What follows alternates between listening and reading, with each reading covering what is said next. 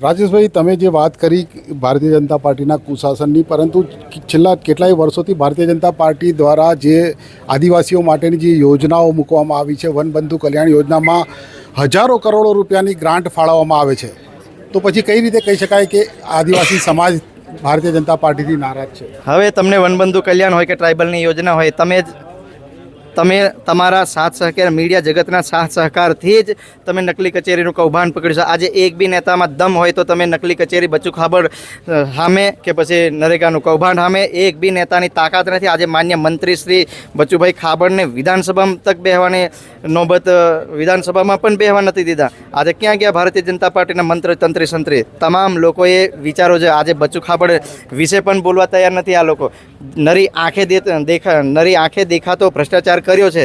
આજે એ લોકો કઈ રીતે કહે છે કે ટ્રાઇબલને વનબંધુ કલ્યાણ યોજના દ્વારા અમે આદિવાસીઓને ખૂબ ઉત્થાન કરીએ છીએ? અહીંયા આદિવાસીઓ માટે જે ગ્રાન્ટ આવે છે માત્ર ને માત્ર કાગળ પર આવે છે. તમારા માધ્યમથી હું એકલવ્ય મોડલમાં કરોડો રૂપિયાની ગ્રાન્ટ આવે છે, બધા મળીને હળીમળીને ખાઈ જાય છે. આજે એક બી નેતા એના વિશે કેમ બોલવા નથી તૈયાર? આજે ભારતીય જનતા પાર્ટીના શાસનમાં એકલવ્ય મોડલથી લઈને એવી બધી ઘણી શાળાઓ છે, એવા 5 કેમ્પસ છે, કરોડો રૂપિયા આવે છે જે આદિવાસીઓના બાળકોના માટે ગ્રાન્ટ આવે છે. એમાં કોઈ મંત્રીનો છોકરો નથી ભણતો, કોઈ મિનિસ્ટરનો છોકરો નહીં, કોઈ MP MLAનો છોકરો નહીં ભણે છે. ત્યાં અમારા આદિવાસી સમાજના બાળકો ભણે છે. આજે એ બાળકોના પૈસા પણ આ લોકો ખાતા શરમ નહીં આવતી.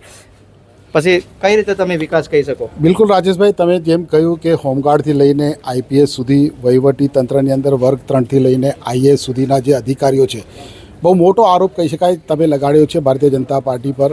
અને જ્યારે આ રીતે સમર્થન ભારતીય જનતા પાર્ટીને તંત્રનો છે, તો તેવા સમયે આમ આદમી પાર્ટી કઈ રીતે મેદાન મારી શકશે?